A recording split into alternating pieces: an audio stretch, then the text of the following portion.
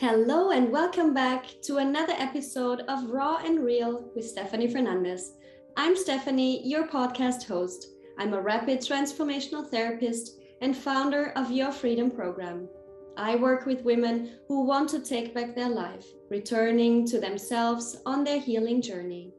In this podcast, we give the stage to women who overcame adversity and trauma or difficult phases in their life. Be ready to get raw emotions from real people. The stories we share here are to inspire women just like you that anything is possible. In today's episode, we will be talking about infidelity, the act of being unfaithful to a spouse or a partner, either sexually or emotionally. Cheating is fairly common. Couples do and can stay together after an affair, but it takes a lot of work to repair broken trust. Most couples don't recover when one cheats, but those that do can emerge stronger from having gone through the process of recovering from the affair together. Those who've discovered a partner's affair are traumatized. This is actually called post-infidelity-stress disorder, or PISD. Those affected may feel grief, anxiety, depression, stress, mistrust of others for a long time after the event. Today's guest is Lora Cheadle. Lora's husband cheated on her for 15 years. And today, Lora is a betrayal recovery coach and helps women overcome the devastation of betrayal and confidently engage in life again. Hello, Lora, and welcome to the show. Hi, thank you so much for having me. I'm so excited that you're here today. This topic is so important, happens more often than we think, and it's also so close to my heart. You know, losing confidence and doubting one's self-worth are just a few negative effects of infidelity. And I'm particularly interested in hearing how you reclaimed your identity. Please tell us your story today. It's such a long road and it's so hard. And even when you were telling the introduction, I just want to point this out. When you said, Lora's husband cheated on her for 15 years, I even now will still feel like the shame around that. Like, where was I? Why didn't I notice? How could that happen? What was wrong with me? Those thoughts still rush in. Even though I have done a lot of healing work, even though I am mostly healing, I just kind of wanted to start by putting that thumbtack there and saying, it is so impactful. It's such a difficult balance between trying to acknowledge as a human what I did that contributed to some things versus what I did what I didn't cause. Yeah. Because of course, how do you differentiate that? It's so challenging because here's the thing. We're all human. Relationships are not perfect. I thought we had a really good relationship actually. And it was really challenging for me not to look back on everything that I did wrong and think, oh my gosh, I caused that. What helped me differentiate was I didn't cheat. My husband did bad things to me too. He made missteps in the relationship. He was tired, angry, grouchy, just like I would get tired, angry, or grouchy. I did not choose to cheat. That for me was where that line is, that both people can make mistakes. Both people are entitled to make mistakes. It's the choices that we make in the face of those difficult decisions that makes us who we are. And that really actually began making me feel more and more empowered. I made good choices. And then sometimes I would be really proud of myself. Like, I made good choices. I raised kids. I ran a business. I took care of a marriage. I had friends. I made good choices. And then on the flip side, sometimes I would think, holy cow, how lucky am I that I wasn't damaged enough, or that I didn't have few enough skills that I would consider making those choices. And then it would cycle me into such gratitude for who I was and the skills that I had and the choices that I made. And then I would start having some compassion towards my husband. Like, oh my gosh, who are you that you really thought this was the best option? Because I knew he was a good person inside. I knew he wasn't a narcissist, a sociopath, a psychopath. And then it really started making me just feel very compassionate towards all of us as humans and the mistakes that we make and the choices that we make. And that's really where my healing journey began, was getting, like you were saying, real and raw with, gosh, life is messy. And sometimes we have skills and sometimes we don't have skills. And nobody intends this impact, but boy, is this impact awful. Yeah. It's not a linear process, right? Like life is a journey and you have setbacks and then you think you move forward, but just to find yourself 2 steps back again. Yes. But how did you experience those 15 years? Such a good question. I, for the most part, thought we had a really good marriage. We had a lot of fun together. We were both very busy. He traveled with work and I held down the fort at home. My job was very flexible. I worked part-time for myself, being a coach. I raised the kids. I took care of everything. And I thought, oh, when things are distant, when things are stressful, it's just a normal part of life. And it's okay. And I'll just be here and I'll just continue on. And then come to find out, we had such different experiences of our marriage. That was a very painful realization, to realize I was experiencing this as the normal ebb and flow, and he was experiencing it much different. And then I started feeling stupid. How could I have not seen that?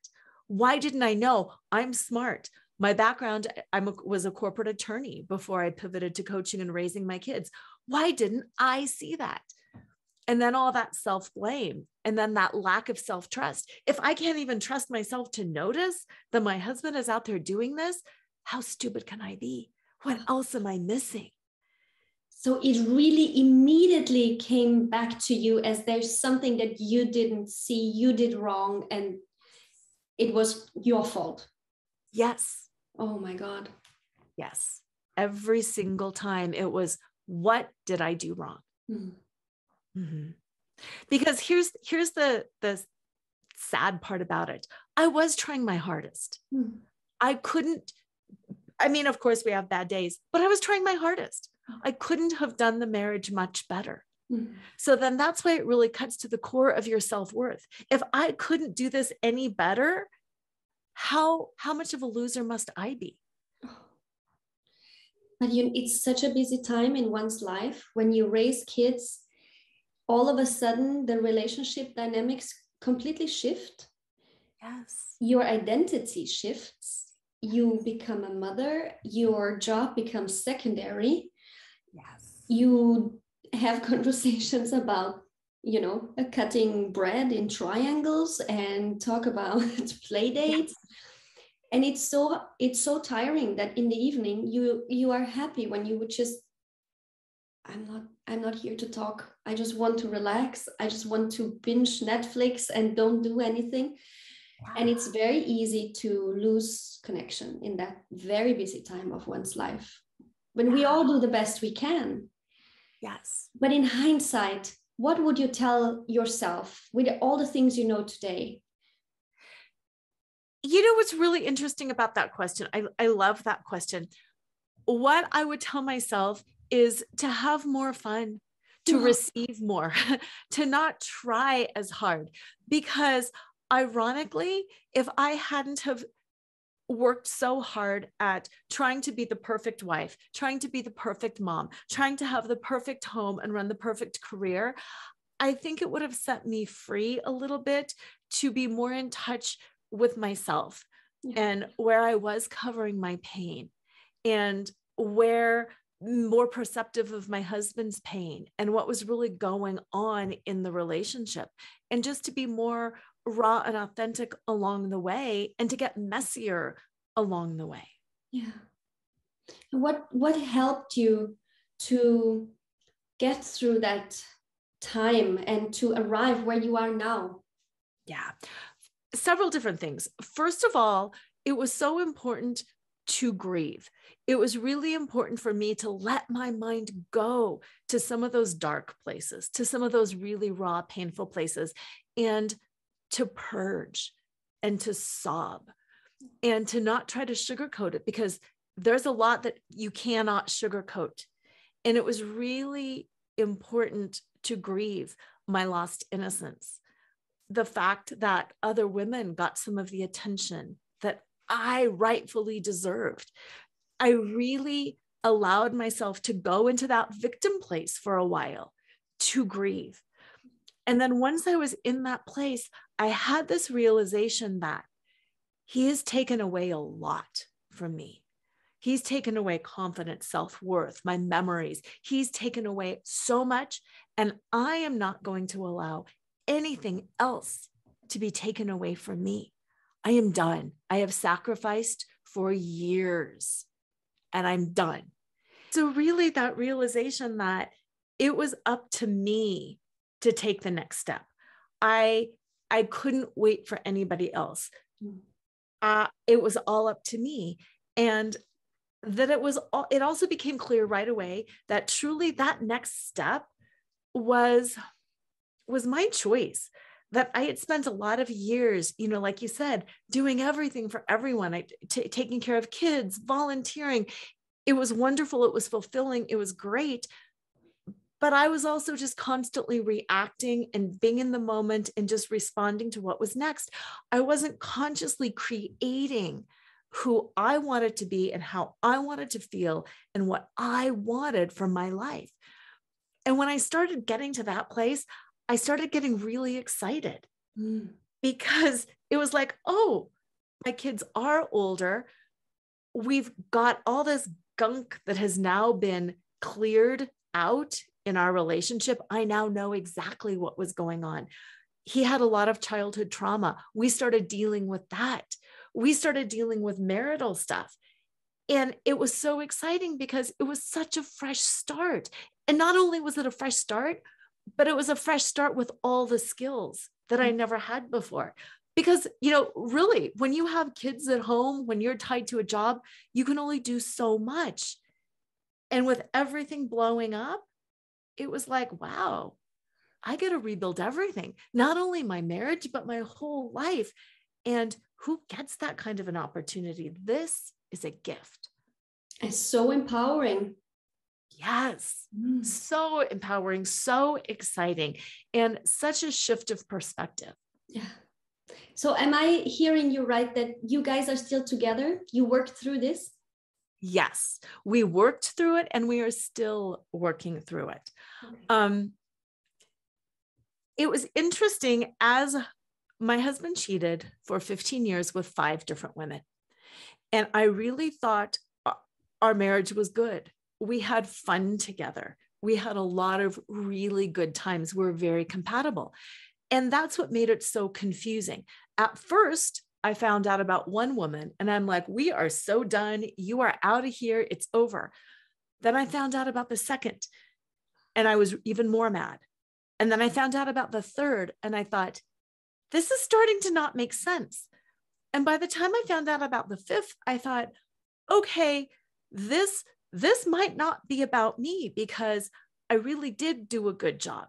I was always present. I'm smart. I'm capable. We had fun. What is going on with this? And it really did spark in me a sense of curiosity. Like, why would anybody cheat for that long with that many women? Something is wrong. And inside, even though I would have those dark thoughts that it's all about me, there was something inside that kept saying, this doesn't make sense. It's not that he fell in love with somebody. It's not that I, got sick and he was exhausted from caretaking. It's like, there's no excuse. There's no reason for this. And that curiosity opened me up to working on things with him. And my compassion and curiosity then really got him curious, because very soon into the process, he started saying, I don't know why I wanted to do this. I was so afraid that you would leave. I was so afraid that I would be left and you would be gone and I'd be left with nobody, that when times were too good, I would kind of reach out for a backup. And then when we'd be struggling and times would be bad, I'd be so afraid that I'd be left. So I'd be reaching out for a backup. Interesting. Really interesting. Like when everything is good, there's nothing to worry about. He got cold feet thinking that something is going to happen, that there were no signs of anything going to happen. No. But he came back to the same pattern. Yes. Oh my God. And he had a very traumatic and abusive childhood where they would get evicted from apartments. Every time things would be good, it would mean that they weren't paying rent and he would get evicted. He went into a foster home at one point because his mom could never show up. She was very up and down. They would get beaten. If things were bad, they'd get beaten. Sometimes just for no reason, they'd get beaten.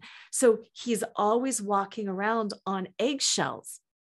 I didn't understand what that really meant for him, for me, and then for us in a partnership. Yeah. I assumed he was this big, strong, capable, manly man who had healed all of his wounds and everything was fine. And I never realized that inside he was very insecure. Yeah. He was very afraid. And it just showed in a way that unfortunately hurt you. Yeah. But he never intended to hurt you. No. He was all about protecting himself. Yeah. And now all this experience, you use that in your coaching. Yes. Tell me a little bit about that. I'm very keen. I never heard of someone that is helping women to come out of betrayal. Yeah. It's definitely a specialty niche. And what it really requires is it's the process that I went through. First, getting really, really clear about who you are.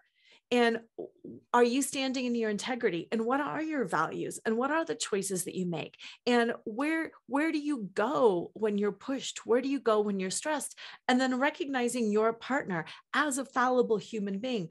What is their background? Why are they making these choices? There are many different reasons. Sometimes somebody does fall in love with somebody else. Sometimes somebody wants to get out of the marriage, but they're not brave enough to say, I want to get out of the marriage. Sometimes, like in my case, it's a history of trauma. Sometimes it's the belief that as a man, I'm entitled to this and manly men do this. That whole James Bond persona of conquest and conquering women. So that's the first thing I do with women is I work on really untangling them from societal beliefs and expectations, from the stories in their heads about what is a good woman worth? What does a good woman do? How do you have to be at home, in bed, at work, all that stuff. And then once they get very, very clear on, this is me. This is what I'm entitled to. This is what I am worth. Then we move through some of the grief. We move through some of the rage because we don't want to carry that in our bodies. We move through the disappointment, the resentment. We move through all of those emotions that come up safely together so they can be processed. Then we start the process of figuring out, wow, what do I want? How do I want to feel? How do I want to show up? What do I want to create for myself in my life? How do I want to do all of this? And then that's where I think the most important two pieces come in. Rebuilding trust. You cannot rebuild trust with anybody on the outside until you know that you've got your own back. Mm-hmm. And once you know who you are, how you stand in your own integrity and what you want, you won't be able to trust yourself. And once you're really clear on that, then you know, I didn't pick the wrong man. I didn't not see something. I didn't make a bad choice. I just didn't trust myself.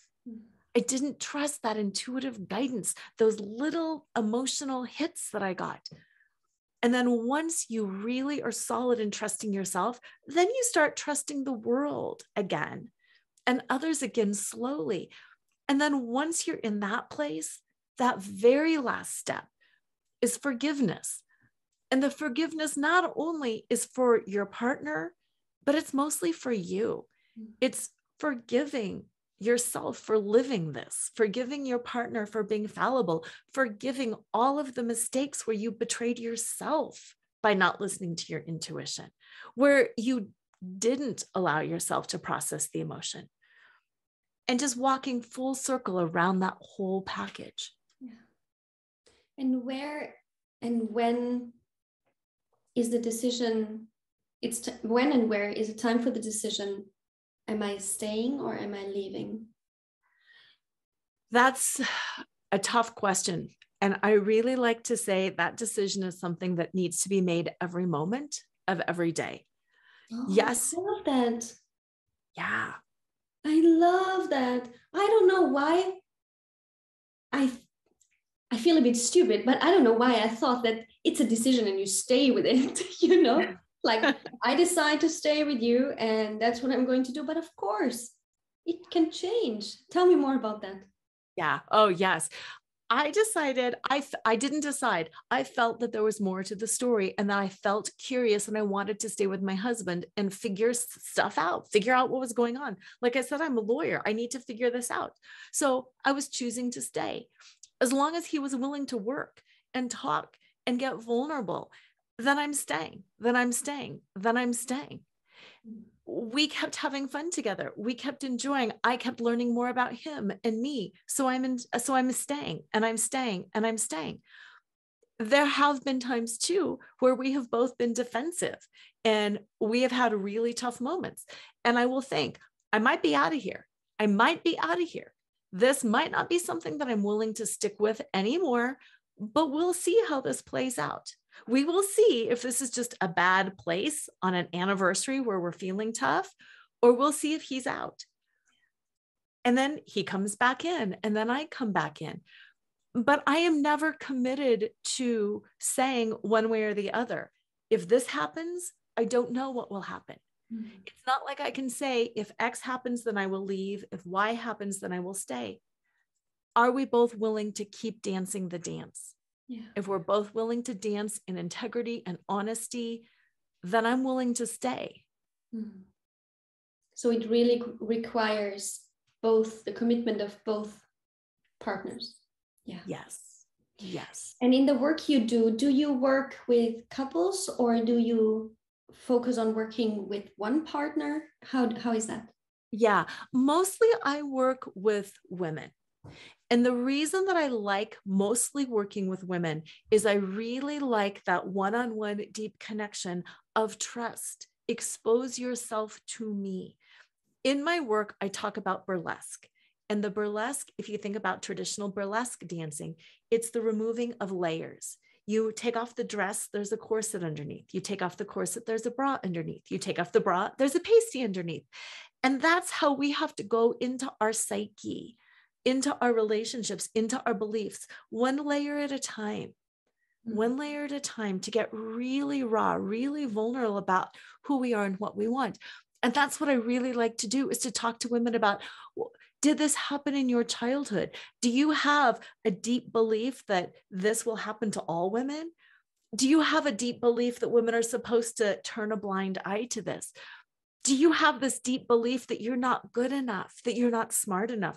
What is really going on? You know, and I like that real close, very intimate development that that women and I go through when we work together. Now, that said, there have been times I have also worked with couples, just helping them understand and communicate with each other. Because sometimes it's really hard to walk around and see things from your partner's point of view. Yeah. So I don't coach the couple per se. I can help them see each other's point of view, but I will always coach the betrayed partner. Yeah. It's very rewarding, I can imagine. Yes. Yeah. So rewarding. How can people reach you if they would like to? How can women reach you if they feel that this really speaks to them and there's something that they need in order to be able to move forward and reclaim their identity? Oh, yeah, absolutely. Couple of different ways. You can go to betrayalrecoveryguide.com. betrayal.com, and you can download your free betrayal recovery guide. You can also just go straight to my website, which is loracheadle.com, and learn a little bit more about me and my practices, and download some fun free meditations and things like that. Oh, I love that you have free stuff. It always gives a good impression of who you are and what women can expect from the type of work you're doing. Yeah, because it is emotional, and we want to make sure that we're connecting with somebody who our heart resonates with. Yeah, I know. I love that. It's if we try to force like a coaching relationship, that has usually very limited outcomes. Yeah, absolutely. I will put all of your links in the captions. And guys, if you would like to connect with Lora, head over to the captions and check her out and connect with her. And if you feel that someone you know could benefit from working with her or her messages, feel free to share them. Thank you so much for coming on the show today, Lora. Thank you so much for having me. It was an honor. Guys, if you like this episode, give me a like and a review and share it with anyone you think needs to hear Lora's inspiring story. I love to hear the other side of infidelity. I love to hear how you came out of it and grew with it, not only as a couple, but as a woman, and really identifying who you are. It's such a powerful message. Also, guys, make sure that you subscribe to this podcast for more inspiring stories to come. Until next time, at Raw and Real with Stefanie Fernandes.